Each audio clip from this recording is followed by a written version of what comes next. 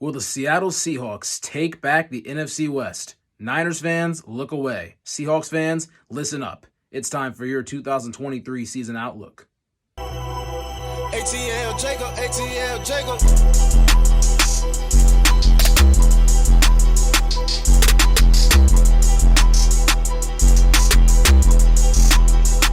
Welcome to the Cut to the Chase Sports Podcast. I'm your host, Chase Johnson. Tonight, we're going to continue our series with the NFC talk and move to the Seattle Seahawks. They were 9-8 last season, made the playoffs. Geno Smith was the quarterback last year. He played really well.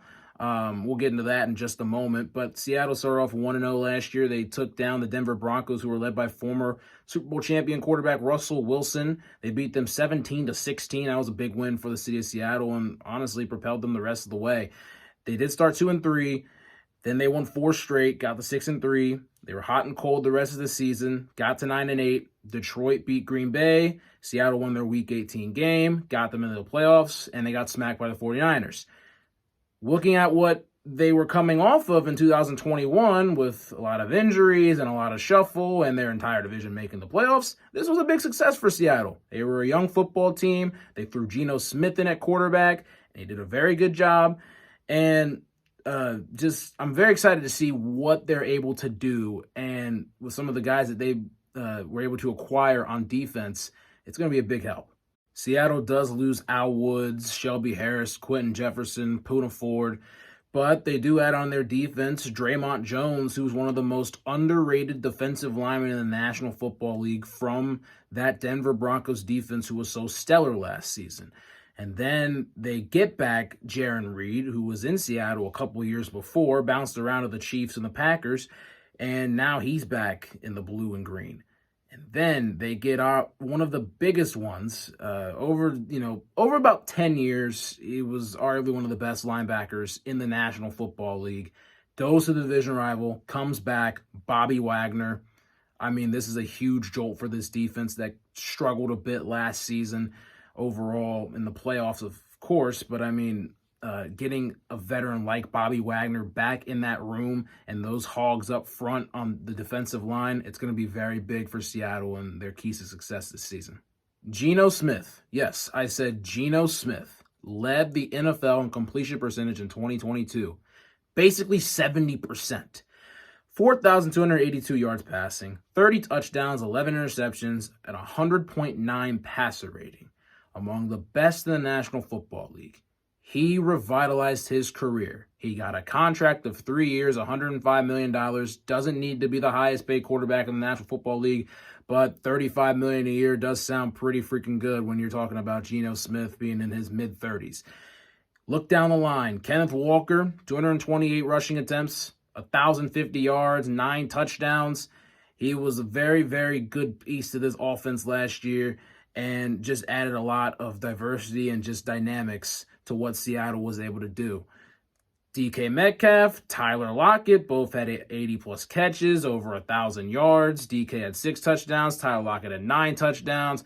1A, 1B. They're fantastic receivers on the outside. And then you add Jackson Smith and Jigba. Ohio State fans who watch this are going to be very happy about this. They already know Jackson Smith and Jigba. They already know what he's able to do. He was the first receiver picked in this draft at pick 20. That's unbelievable. The year before he got hurt in 2022 in college, he had 1,600 yards receiving.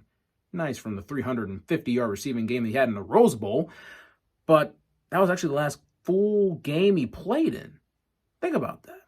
Jackson Smith and Jigba gets inserted into an offense where there's already 2,000-yard receivers. He's going to be playing in the slot against some team's third best corner, and this could be one of the best receiving corps in the National Football League. Obviously, my Bengals are up there. I think they're the best in the league. The Dolphins are right there too, the Eagles. But Seattle, you get on the field, these guys stay healthy, and they do what they're supposed to do. This is easily a top 5 receiving group in the National Football League. Not to mention Noah Fant at tight end at 50 catches and 4 touchdowns last season. And their offensive line, they were not that good last year, but they had 2 rookie tackles. Get them, they had 18 games of work last year, so they get some of those reps. They're going to be fine. If Seattle's able to gel that offensive line and those guys stay healthy in the skill position room, watch out for Seattle because this offense is dangerous. Seattle's defense was lower in the rankings last season in a lot of categories. They were just super young and inexperienced, but I don't think that's going to be much of an issue this year. Like I said earlier, they added Draymond Jones and Jaron Reed comes back. Brian Moan, the nose tackle. This is going to be a nice front down three lineman that they have, especially Draymond Jones being another pass rusher that they could use in a 3 technique. That's really scary because you look at the guys that are pass rushers, the outside linebackers. Darrell Taylor had 26 tackles, 9.5 sacks, and 4 forced fumbles. Uchenna Nwosu in his first year with the Seahawks, 66 tackles, 9.5 sacks, and 3 forced fumbles. Those 2 guys coming off the edge, both basically 10-sack guys. And Draymond Jones is a 7-sack guy. Jordan Brooks, 161 tackles, a sack, and a forced fumble. Tackling machine. And then you add the tackling machine, Bobby Wagner, who had 140 tackles, 6 sacks, and 2 INTs with division rival Los Angeles. He comes back to Seattle, where he was a 99 overall Madden, not to mention, obviously he's later in his career, but you get the point. He's still a great linebacker. He's still balling to a very, very high level. That's just the front 7. What I want to talk about is this secondary. They have very, very, very high hopes, and they have a lot of potential. Let's start with this. Devon Witherspoon, round 1, pick 5 this year. I remember Brady did a short, and we were talking about how Devon Witherspoon has some of the highest upside possible, and you can almost bet that he is not, he's not going to flop. Devon Witherspoon sticks with guys. Devon Witherspoon does what he's supposed to do. He's just a very, very disciplined corner, and that's someone that you could put on an island and tell him to shut down a receiver. Obviously, he's a rookie. We'll see what happens with that. Jamal Adams, referred to as Blitz Boy. He didn't play basically last year. He played in the first game, got hurt, missed the entire season. But when Jamal Adams is in the game, he obviously makes an impact. And, that goes without saying. They didn't miss him last year. Quandre Diggs, 71 tackles, 4 interceptions, 7 passes defended. The veteran of the defense, he is still all over the place, moving side to side, vertical downfield, whatever. He's making plays on the football and doing a really good job at it. Kobe Bryant, the nickelback, 70 tackles, 4 passes defended, 4 forced fumbles at that position. That's really impressive. Tariq Woolen, 63 tackles, 6 interceptions, 16 passes defended.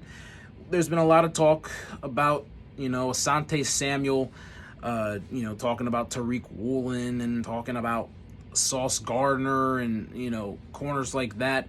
Sauce and Tariq Woolen are very similar when it comes to their height and their stature and some of their play style. Man, you got to give Tariq Woolen his flowers, all right? In his first year doing all that, it was really impressive. Sauce Gardner won Rookie of the Year. Tariq Woolen didn't get any credit at all. I think he deserves a lot more credit than what he is getting. If he goes out and balls out in year 2, then it's already going to come without anybody asking. But Tariq Woolen, watch out. This kid's a dog.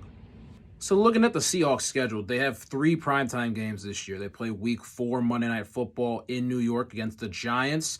They play back-to-back actually on Thanksgiving night versus the San Francisco 49ers, welcoming them on Thanksgiving. And then they go to Dallas the week after on Thursday Night Football. Those 3 are all big games against 3 playoff teams from last year. The game I want to circle early in the season, the New York Giants, I want to see if their defense, if Saquon Barkley is on the field, if they can eliminate a running back out of the scheme and make a team one-dimensional and make Daniel Jones throw the football and see if the secondary can tee off on him. So that's the game that I want to see early on in the season. Week 1 opponent, the Los Angeles Rams. They play them at 4:25 on Fox in Seattle. This is Matt Stafford's first game back since Week 9, Week 10, whatever it was last year. The secondary, again, this is going to have to be a game because Matt Stafford is going to probably force the ball to Cooper Kupp. whoever's guarding him, if it's Tariq Woolen, if it's Devon Witherspoon, if it's Kobe Bryant in the slot, he's going to try to force the football. And this secondary is going to be very active. And the pass rushers, Uchenna Nwosu, he's really going to have to get after, especially on the backside of Matt Stafford, and really cause a lot of pressure. So I'm looking forward to this Week 1 425 matchup between those two. Season outlook with their record prediction. Just saying, I think Seattle's going to finish with 11 wins, 11-6. I think they're going to be really good this season. They play a really tough schedule, but I think with a lot of the guys that they had last year and, getting some reps under their belt and then bringing in some studs this year from the draft, I think it's going to mesh pretty well, and I think Seattle's going to go back to the playoffs, and they're really going to have a chance to get all the way to the Super Bowl from the NFC.